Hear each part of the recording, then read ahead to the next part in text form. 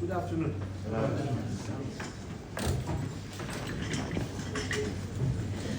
Good afternoon once again. Thank you, and teachers.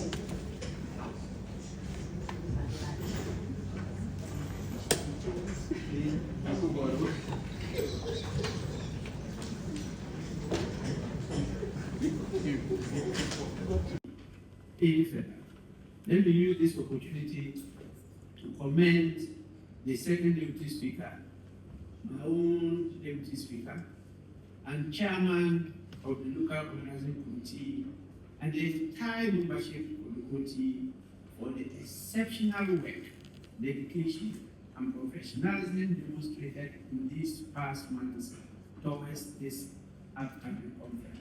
Please, they deserve an applause. After thorough review and consultations, it was deemed appropriate to move the conference venue to a location better suited to the significance and objectives of this conference. Hence, Parliament House, a venue that has long stood as a symbol of Ghana's democratic resilience and Pan-African commitments, finally won the day. And I'm sure you are all happy to be here in this first conference call, the first right honorable speaker of the Ghanaian administration, that's Emmanuel Christensen. I have no doubt this relocation reflects the importance of the conference and its direct relevance to legislative leadership. As a gathering of speakers, members of parliament, and policymakers from across Africa, Parliament House provides the most appropriate institutional setting for discussions aimed at shaping laws, policies, and actions that strengthen families, uphold sovereignty, and preserve Africa's shared values. Ladies and gentlemen, this year's conference is the fourth session and is being organized at a time when the African continent is confronted with evolving social, cultural, and ideological challenges which continue to impact our family systems, sovereignty, and treasured values. We are meeting at a moment when African values face a dual assault. One, the cultural erosion of globalization on one side, and two, the painful rise of xenophobia within our own continent on the other. When African brothers turn against African brothers, when our children no longer speak their mother tongues, when external ideologies are packaged as universal truths, then Africa must speak with one voice. This conference is therefore not merely a meeting, it is a declaration. A declaration that Africa will no longer sit and remain mute or stand in silence. A declaration that we shall reclaim, protect, and project our values, not in isolation, but in dignified unity. It is therefore both timely and necessary for African parliaments and institutions to engage in meaningful dialogue on how we preserve and promote the values that define us as a people. Ladies and gentlemen, I am pleased to announce that Ghana is fully prepared to host this prestigious conference. Significant progress has been made in all operational and technical areas, including accommodation arrangements, delegate registration, transportation, protocol coordination, security, media coverage, interpretation services, conference logistics, and exhibition activities. Various subcommittees have worked tirelessly over the past months to ensure a successful and memorable event. Parliament House and all designated venues are ready to receive delegates and guests from across Africa and other participating countries. As you may be aware, I announced the suspension of the House for the period of the conference to allow the Chamber to be prepared for the conference. This year's conference will focus on several important thematic areas, including 1, the protection and strengthening of the African family system. 2, sovereignty and the preservation of African cultural identity. 3, the role of parliaments in safeguarding societal values. 4, youth development and moral leadership. 5, legislative responses to emerging social and ideological issues. And 6, strengthening collaboration among African states on issues affecting family and society. Will also examine the implications of artificial intelligence and digital technologies on family systems, child protection, and social cohesion, with particular emphasis on the urgent need for ethical frameworks, data privacy protections, and responsible digital governance across the continent. Delegates will also discuss how African states can safeguard citizens from harmful digital exploitation while leveraging innovation to accelerate education, healthcare, and economic growth. We will also provide a platform for the exchange of ideas, experiences, and policy approaches among participating countries, with the objective of developing practical recommendations and coordinated parliamentary actions.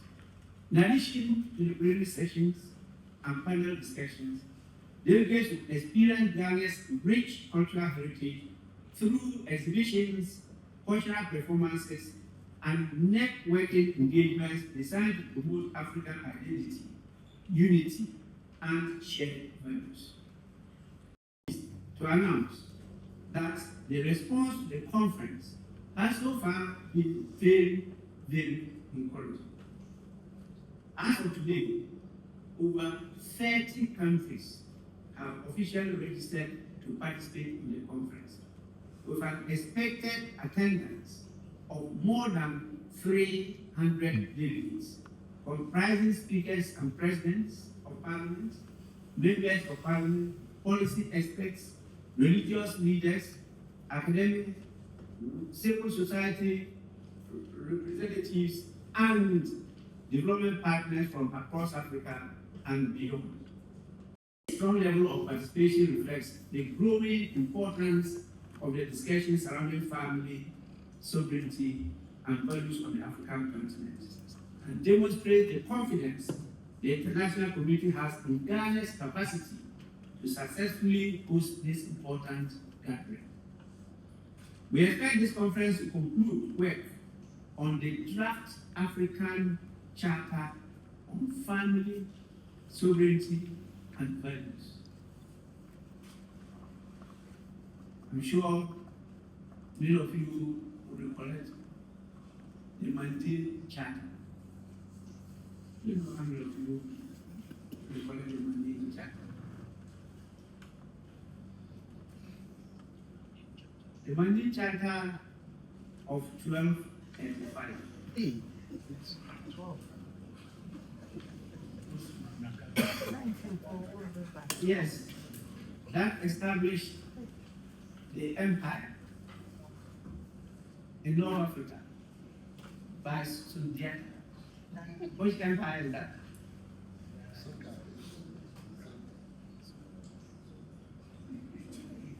Hey,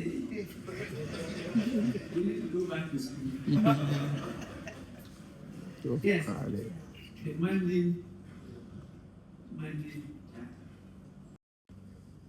where after Sugeta, the man who inherited Sugeta was called Mansa Musa.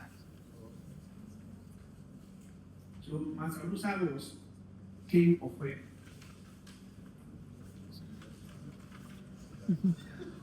You went to different schools. So.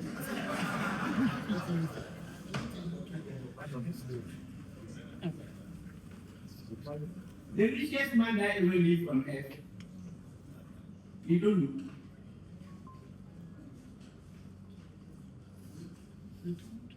So what Mali Empire? Yes.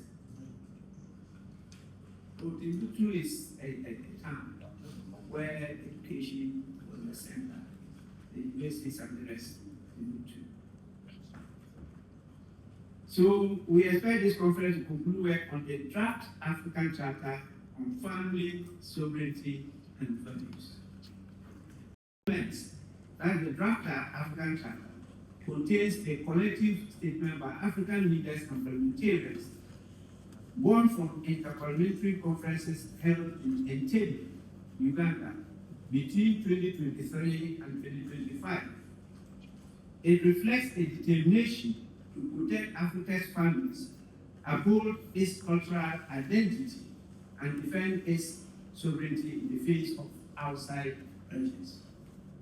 It is expected that the conference will produce strong resolutions and renewed continental commitment towards policies and legislative frameworks that protect the integrity of the family, uphold national sovereignty, and preserve the moral and cultural foundations of our society.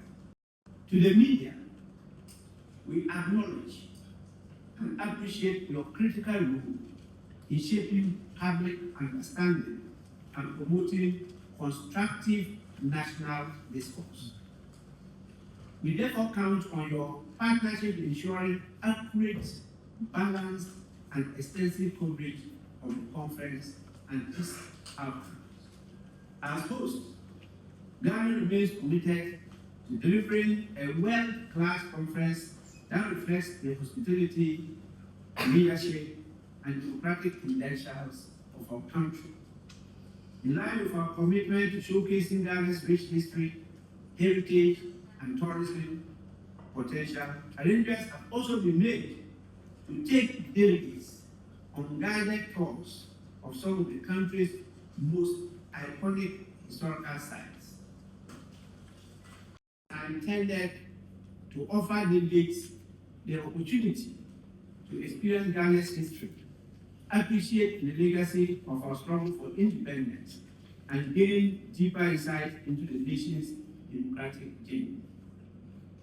Pan-African heritage and enduring contribution to the liberation and development of the African continent. Ladies and gentlemen, on behalf of the local organizing committee, I invite all Ghanaians, stakeholders, and the international community, and in particular, you, the media, to support and participate in this historic gathering. Together, let us strengthen the African family, preserve our sovereignty, and uphold the values that define our continent. With this, I thank you all for your attention and your patience. Thank you very much. I think we have always been very inclusive in whatever we do. And some people may not be present. In fact, I was surprised when I didn't see my ADC in the front bench. Because he was with me. Yes. And he's aware of this, but he's not here. So it's just that some people have failed to tell us. It's not that they will not include in the activities of the organization. But we are sure that they will be present in the celebration. Ebola, definitely, this conference is not a conference just for Parliament of Ghana. It's a national conference. And so in organizing the conference, the sectors, all the relevant sectors have been included. The Ministry of Foreign Affairs, the Ministry of Health, they are all included.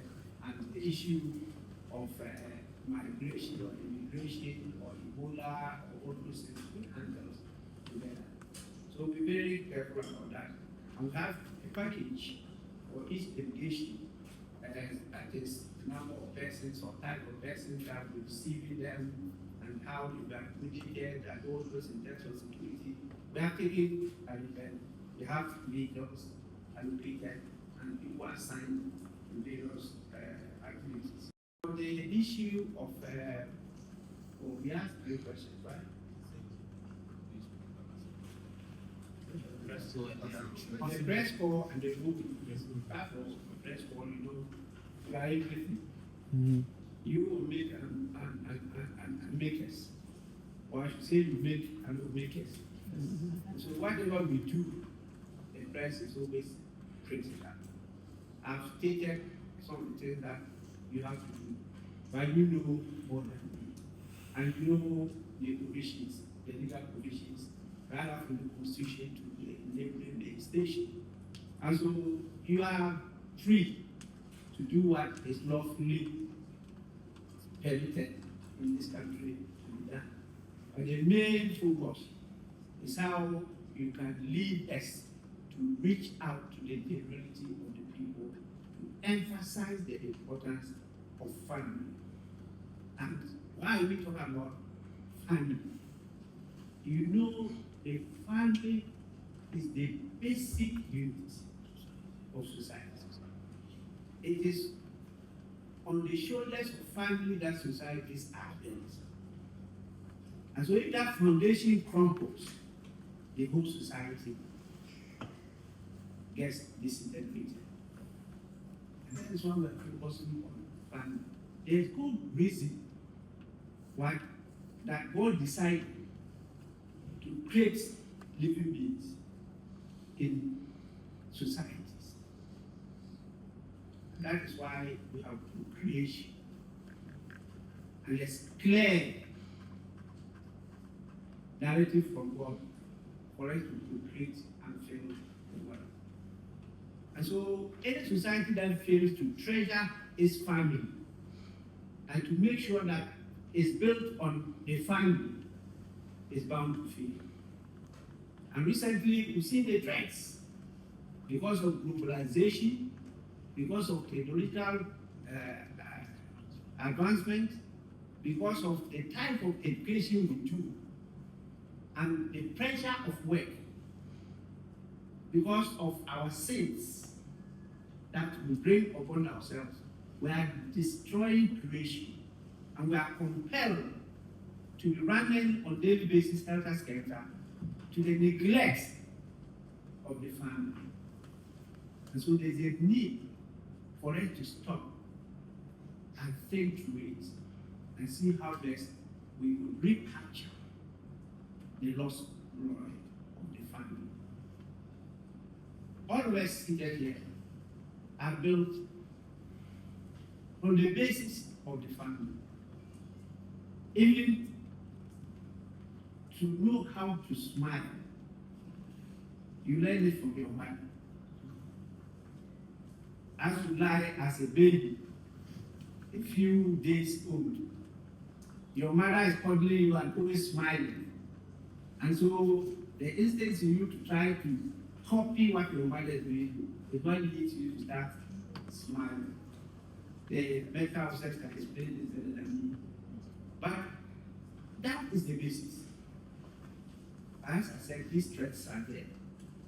And particularly for Africa. For historical reasons, we lost our leadership.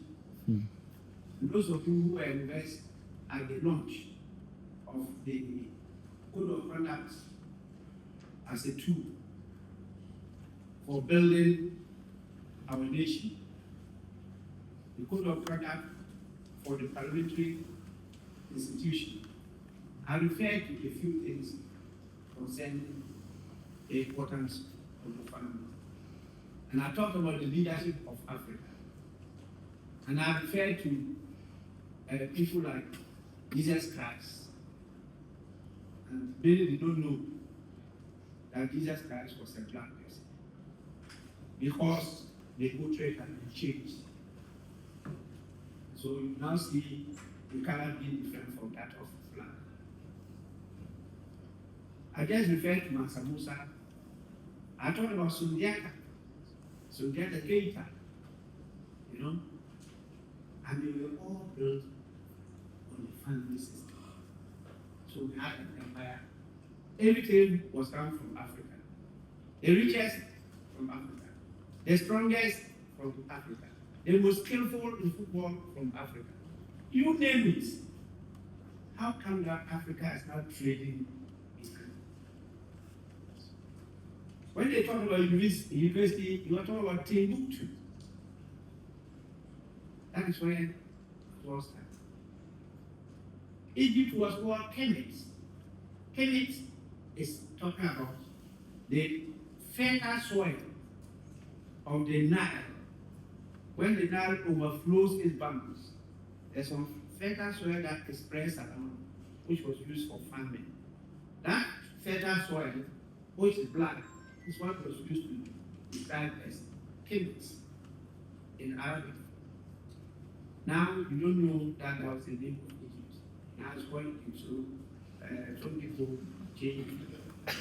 So these are all things that we need to go back to. And that's why some of us are sad that they stop teaching history. And so when you don't know where you are coming from, you will never know where you are. Neither will you know where you are going. And that's where we are now. So please, families contribute a lot to national development. Everywhere in the world. When you see the breakdown of family, then you see the breakdown of the society. You see disjointed infrastructure development, whatever. And that will task the progress of humanity. And so the family is so strong that my church, the Catholic Church, is one of the churches that have based its teaching on the family unit, because God Himself taught us that human being can be created without a man and a woman. Yes. And that is why the Blessed Virgin said, they don't marry, but had a child. And that child had to grow, not from the society, not on the street, but where? Family. And that brought the carpenter Joseph to be the husband of Mary, the Blessed Virgin Mary, the Queen of Peace. So you see the importance of the family, right now from creation. Should we confess that title? You are interpreting the story. I only interpret. This one I'm shooting in but I think I got it right. You know, so that's how families contribute to the development of the nation. And it's all through the family background, how a young Jesus grew up, and within few years, he was preaching to elderly people. That is why when we talk about experience, we don't talk about age. We are talking about hands-on. You know, so there are some young people that are more experienced than we, the aged. We acknowledge that. Now, it's not just, I'm very sure that the clerk and the staff will definitely take note of you and appreciate your attendance, your presence, and your contribution. Thank you so much. The last one concerning the LGBTQ plus B, and this person, it's for me, good incidental. It was not planned to happen at the same time.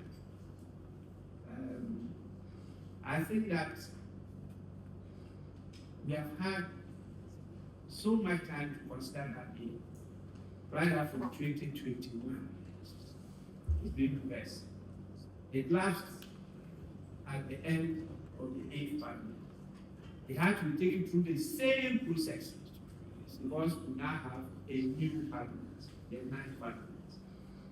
And so it couldn't inherit what was left there, or that's the practice in parliament, the convention. So it has to come back again to the initiators through the sponsors who have changed in a way. Have changed because some of the sponsors in the last parliament could not make it up to the 9th parliament. Then we have to go through the advice of the ages department and all other stakeholders who were involved. Then we have to get the new parliament, the new members, to understand what all this is about and to look at the law. And we know the copious instruments and laws on human rights. All over. We have to go through all, from the UN Charter to the African People's Rights and what, all. We have to go through all. Then we have also our development partners who had a lot of contributions to make. We had the United Nations coming in with proposals on Nemo and everything. We as Ghanaians also have to dig deeper into our cultures, our customs, our values before we came out with what was passed on Friday. And in fact, when it was passed on Friday, it was even a surprise to me because I know that we're going to start the consideration of the bill. And that was the instructions I left before I went to attend to other activities. It was Friday, and members wanted to go home early to their constituencies because we're going to sit today. And so I knew they wouldn't have completed. But all of a sudden, I read about this passage. I reacted, and later I saw on TV all the things that happened. And so this evening, I have asked the leaders to meet me in my office. So they will be here for us to go through it. This is such a critical bill that we believe there must be consensus. But it's not about passing bill. It's about implementing it and making sure that it benefits the people. So leaders of both sides of the house will be with me this evening for us to discuss what next after the passage of the bill. I'm very sure that being men and women of wisdom will find a way out and to get all Ghanaians to buy into it. We are grateful to all those who have come out with the commendation of the good work that Parliament has done. I want to assure them that whatever discussion we'll have will be to better what has already been passed. We don't take any shine for it. But we need all of them to come on board because without an identity, you have no value. All of you seated here, if not because of your uniqueness, you don't exist. So if you are trying to behave like somebody or be like somebody, it means you are not there. It's that person. And so when we talk about African family, sovereignty, and values, we're talking about a continent that is unique. We're talking about a continent that treasures, that has some convictions, that believes in some values, that identifies it and separates it from the others. That's what we're talking about. I am because you are. And you are because we are. If there's no Africa, there will be no United Nations. What are the nations going to unite? People must understand it. It's very basic. You know? But because we have weakened ourselves by accepting some imaginary boundaries And I go around the countries, I don't see any walls, I don't see anything showing that they are countries. But it's in our minds. There's nothing like that. We've allowed this balkanization, it has weakened us, and others can just come and do what they want to do.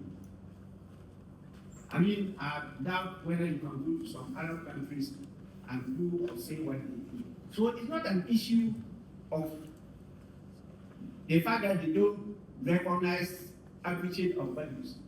It's an issue of our weakness, our division, lack of unity, that has made us malleable to exploitative, parasitic agents. I use these words because I'm very passionate about this. And I do it everywhere I go. People must respect the African as an African.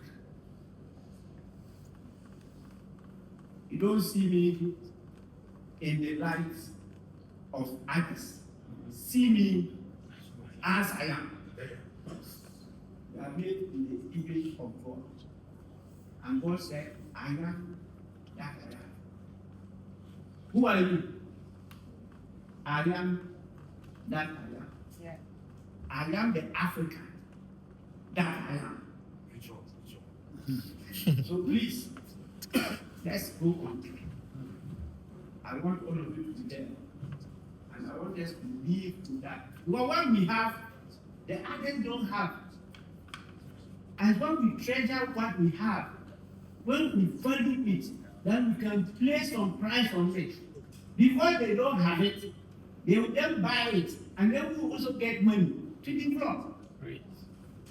But if you have something that you don't appreciate, how are you going to market, brand it, or sell it? And so we rather go buying what they have, and we have nothing to sell. How can we develop? We have the means. If you were here recently, and I asked them in the schools, the university that we were attending with the Africans, how were they performing in class? So you don't know that the average level of education of many of the developed countries is senior high. Senior high. You don't know. They are not graduates. Senior high level. But because of your state of mind, when you see them, you think them superior to you, even when you are a professor. Because of our division, we are looking ourselves to the extent that we risk our lives to do the Mediterranean waves, to cross over to where we think that is the promised land. Here is the promised land. We must please have a voice to say this. Say it with courage, with a strong belief, and with strong conviction.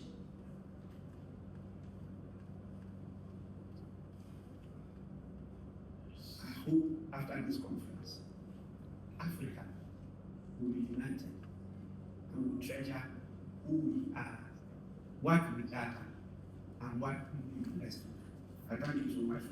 Thank you very much. I believe this one Ghana has hosted this conference because 3 times Uganda has hosted this conference. What is fundamental about this conference is the need for us to make a bold statement in terms of our true identity as African. I see clearly the happenings on the international scene, a search for identity. But we as Africans have a common identity. We in Ghana, of course, we are the founding members in that regard. So it is appropriate. The discussions at this conference will focus fundamentally on how Africa can reinitiate itself and place itself on the global pedestal as people who know what they are about, as people who have presented global leadership in several respects, and we've made a lot of impressions on the international scene.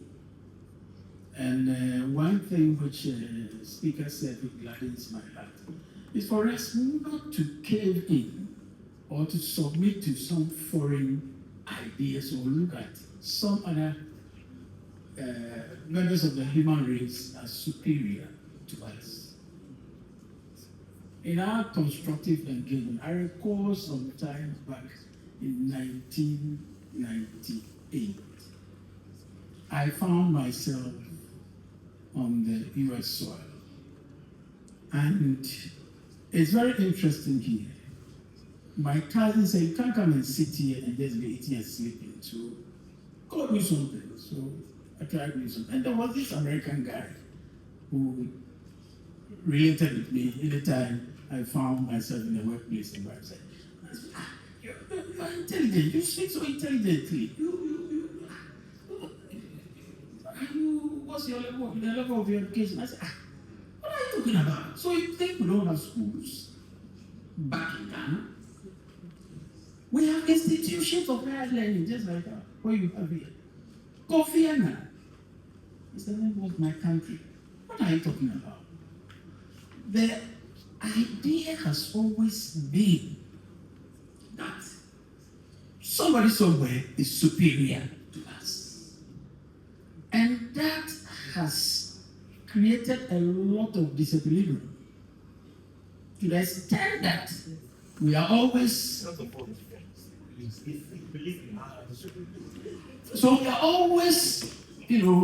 bending over backwards, looking beyond our shoulders to see whether there's somebody somewhere who can take instructions from. The time for us to assert our independence, assert our authority as people with a common, identity, with a right sense of focus and right sense of direction, has come. A search of true identity. And I believe that this conference would authenticate this particular issue, I think.